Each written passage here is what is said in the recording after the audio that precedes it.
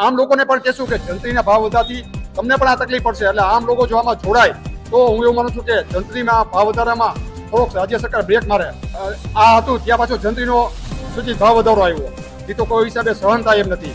એટલે 200%થી સીધો 2000% સુધીનો જંત્રીનો ભાવ વધારો થયો છે.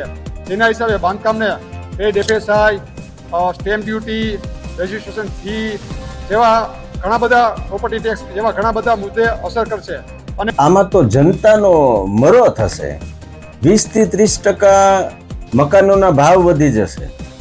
આ તો જનતાના પ્રશ્નો છે, લોકોના પ્રશ્નો છે, એટલે અમે મેદાનમાં આવ્યા છીએ અને અમે રેલી કાઢવાના છીએ, કલેક્ટરને આવેદનપત્ર દેવાના છીએ. આ શબ્દો છે રાજકોટ બિલ્ડર એસોસિએશનના પ્રમુખ પરેશ ગજેરાના, જે જનતાના નામે સરકારની સામે સરકારના આ જે જંત્રી વધારો છે ખોટો છે, આવી રજૂઆત કરવા માટે સોમવારે રાજકોટ કલેક્ટર કચેરીએ રેલી કાઢીને આવેદનપત્ર દેવા જવાના છે.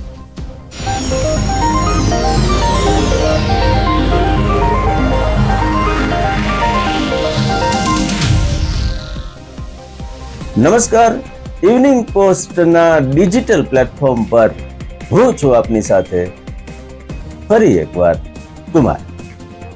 મિત્રો, ઇવનિંગ પોસ્ટ ન્યૂઝ ચેનલને આજે જ લાઈક કરો, શેર કરો, સબસ્ક્રાઇબ કરો. પહેલા તો આપણે આ સમજીએ કે રાજકોટ બિલ્ડર એસોસિએશનના પ્રમુખ પરેશ ગજેરા કેમ આવું કહી રહ્યા છે.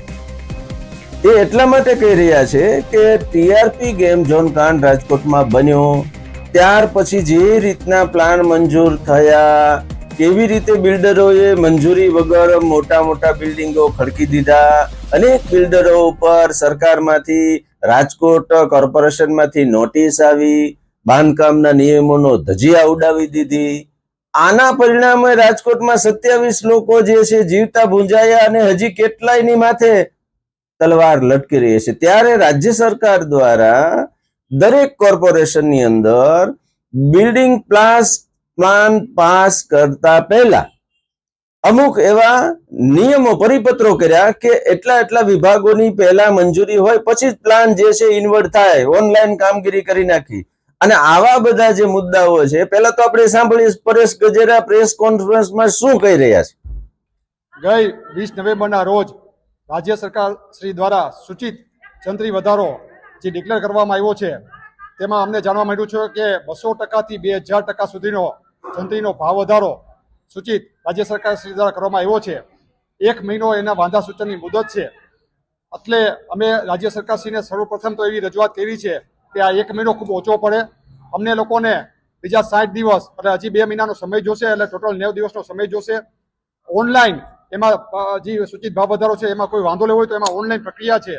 જે ઓનલાઈન પ્રક્રિયા કરવામાં પણ ખૂબ મુશ્કેલી થાય છે. એમાં કોઈ નાના માણસને, કોઈ ખેડૂતને એમાં વાંધો લેવો હોય તો એ ઓનલાઈન શક્ય નથી. તો ઓફલાઈન તમે એમાં કોઈ પણ જગ્યાએ જિલ્લા કલેક્ટરશ્રીને, જિલ્લા મામલતદારશ્રીને, જિલ્લામાં કોઈ પણ ડેપ્યુટી કલેક્ટરશ્રીને એ ઓનલાઈન વાંધા લેવાની તમે સત્તા આપો તો આમ માણસ પણ જંત્રીના ભાવ વધારા સામે વાંધો લઈ શકે.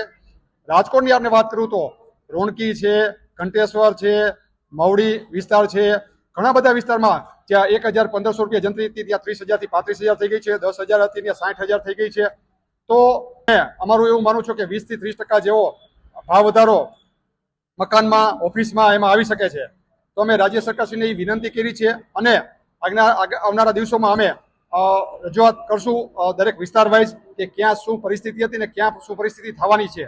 તો ખેડાઈ ગુજરાતની આખા તમામ જિલ્લાઓમાં અમે લોકોએ નક્કી કર્યું છે કે આના મોટે થઈને અમે રાજ્ય સરકારશ્રીને વાંધા સૂચન આપશું અને રાજ્ય સરકારનું ધ્યાન દોરશું. હવે સાંભળો, એમણે જે કહ્યું ને કે ભાઈ આવા પ્લાન પેલા મૂકવાના, પછી એ જે છે અલગ અલગ અભિપ્રાય આવે, એ અભિપ્રાયની પૂર્તતા થાય, પછી પાછા કમિશનર પાસે જવાનું. તો આ તો એક સિસ્ટમ છે. અને જે મુદ્દાઓ પર એ વાત કરે છે એમાં એવું શું કહે છે અધિકારીઓ વિશે, એ પણ પહેલા સાંભળો. જે ઓન એન એવરેજ 8 થી 10 પ્લાન દર મહિને 25 મીટરથી ઉપરની હાઇટ વાળા કોર્પોરેશનમાં મંજૂર થતા, હવે બિલ્ડર નવો પ્લાન મૂકતા બીવે છે અથવા મૂકવો હોય તો પેલા તો ઓફલાઈન એટલી પ્રક્રિયા છે કે એ ઇન્વર્ટ કરતા એને 2 થી 3 મહિના જેવો સમય લાગી જાય. પેલા એ કે અમને બતાવો, આનો અભિપ્રાય લઈ લ્યો, ટીપીઓનો અભિપ્રાય લઈ લ્યો, પછી પાછો મારો અભિપ્રાય લ્યો. આવા અભિપ્રાય જુદા જુદા લેવામાં પ્લાન મૂકતા પહેલા જ અમારે 1.5 થી 2 મહિનાનો સમય લાગે છે. એટલે ગેમ ઝોન નો બનાવ બન્યો તે પછી બાંધકામ ઉદ્યોગને મોટો ફાટકો પડ્યો છે. મ્યુનિસિપલ કોર્પોરેશન હોય કે રૂડા હોય, આ બંને જગ્યાએ જ્યાં ટાઉન પ્લાનિંગ ડિપાર્ટમેન્ટમાં નવા અધિકારીઓની નિમણૂક થઈ છે અને આ અધિકારીઓમાં ઘણા બધા અધિકારીઓ ફ્રેશ છે, ઘણા એન્જિનિયરો ફ્રેશ છે. ટીપી શું હતી એને ખબર નહોતી, ટાઉન પ્લાનિંગ બિલ્ડિંગ પ્લાન કેવી રીતના મંજૂર થાય ખબર નહોતી, જીડીસીઆર શું હતી એને ખબર નહોતી. 1 મહિનો, 2 મહિના, 3 મહિના અમને એવું થયું કે બધું સ્થળે પડી જશે, નવા અધિકારી છે, પણ દિવસે ને દિવસે પરિસ્થિતિ ખરાબ થતી ગઈ. હવે ભાઈ, નવા અધિકારી હોય કે જૂના અધિકારી હોય, પરિપત્રો સરકારના છે અને એ લોકો સમજતા જ હોય.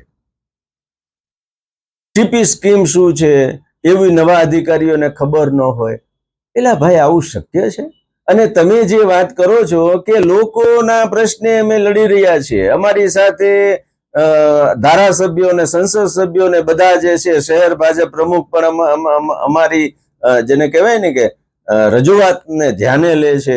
અને દરેક ધારાસભ્ય અમારા ભેગા છે. વારંવાર જ્યારે રજૂઆત કરવાની થાય ત્યારે રાજકોટમાંથી તમામ ધારાસભ્યો, દર્શિતાબેન હોય, રમેશભાઈ હોય, ભાનુબેન હોય, અમને સહકાર આપ્યો છે.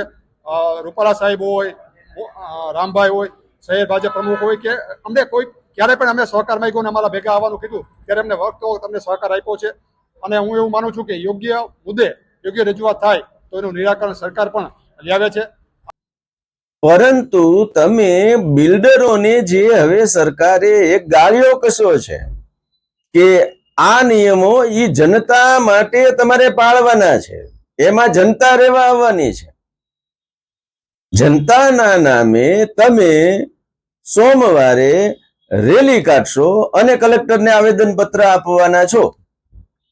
માનનીય મુખ્યમંત્રી શ્રીએ પહેલા પણ કહ્યું છે કે ભાઈ, ક્રેડાઈ અને જે બીજા એના સંગઠનો જે છે ગુજરાતના, કે જંત્રી વધારો કે એફએસઆઈ ના નિયમો સહિતની જે બાબતો છે એમાં સરકાર જે કાંઈ ઉચ્ચ અધિકારીઓની કમિટી બનાવીને નિર્ણયો લીધા છે એનું હવેથી પાલન સખત થવાનું છે, સખત કરવાનું છે અને અધિકારીઓને પણ કહેવામાં આવ્યું છે કરાવવાનું છે. હવે આ બધી બાબતો જનતા માટે જ છે. હવે પરેશ ગજેરા એવું કહે છે કે જનતાને આવા બધા પ્રશ્નો પડવાના છે એટલે અમે જનતાનો અવાજ બનીને રજૂઆત કરવા જવાના છીએ. આમ લોકોને પણ કહેશું કે જંત્રીના ભાવ વધવાથી તમને પણ આ તકલીફ પડશે, એટલે આમ લોકો જો આમાં જોડાય તો હું એવું માનું છું કે જંત્રીમાં ભાવ વધારામાં થોડોક રાજ્ય સરકાર બ્રેક મારે. અરે ભાઈ, જનતાએ તો ભાજપ સરકારને ચૂંટી છે અને જે કાંઈ પ્રશ્નો આવે છે એ બિલ્ડરો પાસે નથી જવાના, એ સરકાર પાસે જવાના છે. એનું નિરાકરણ માટે આ કરવામાં આવ્યું છે. રાજકોટ બિલ્ડર એસોસિએશન એવું કહે છે કે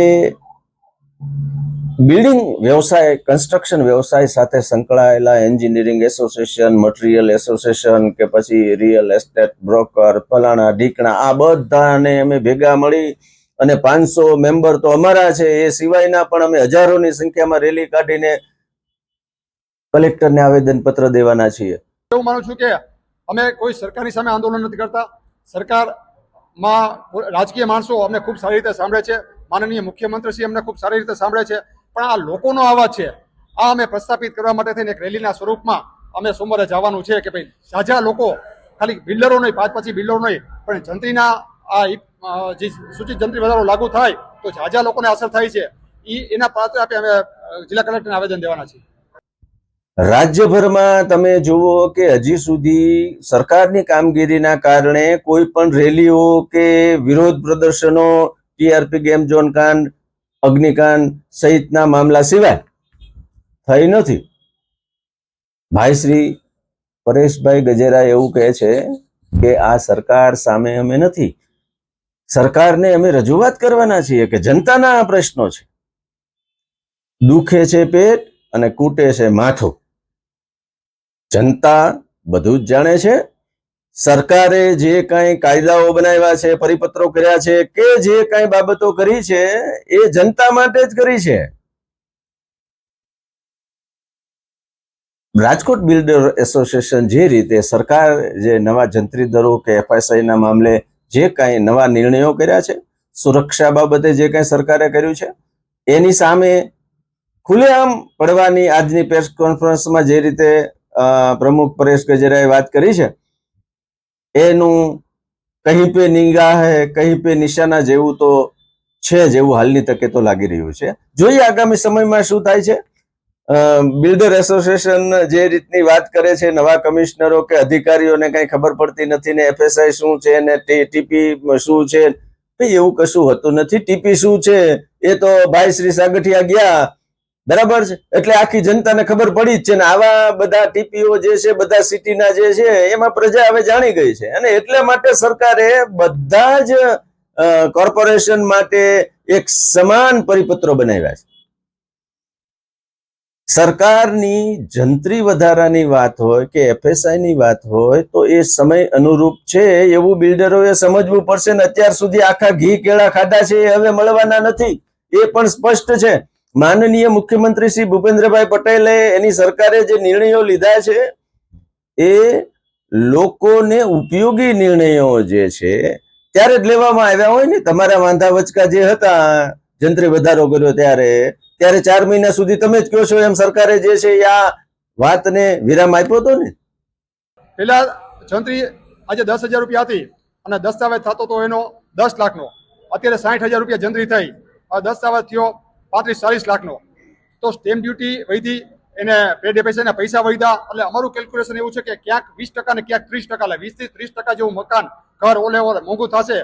30 લાખની બજેટનું ઘર હોય તો એ 34 લાખથી 36 લાખની વચ્ચે, એટલે 4 થી 5 લાખમાં ઘર લોકોને પોતાનું ઘર સપનાનું ઘર મોંઘું થશે એવું અમને લાગી રહ્યું છે. સરકારે કરેલી કામગીરી કે સરકારે જનતા માટે કરેલા પરિપત્રો હવે અમને કઠે છે એટલે જનતાના નામે કે ભાઈ જનતાને તકલીફ પડશે, 20-40% મકાનો મોંઘા થશે, દસ્તાવેજો મોંઘા થશે એટલે અમે રજૂઆત કરવા માટે જઈ રહ્યા છે. એ જનતા ઉપર છોડો ને ભાઈ, એ જનતા કરશે. પરંતુ હાલની તકે તો એવું લાગી રહ્યું છે કે રાજ્યભરના બિલ્ડરો કોન્ટ્રાક્ટરોને આ મુદ્દો જે છે, જે નવા પરિપત્રો થયા છે, જનહિતના પરિપત્રો થયા છે, એનાથી તકલીફ તો પડી રહી છે. જોઈએ આગામી સમયમાં શું થાય છે. આવા જ અવનવા રિપોર્ટ્સ માટે જોયા કરો ઇવનિંગ પોસ્ટ. લાઈક કરો, શેર કરો, સબસ્ક્રાઇબ કરો. આભાર.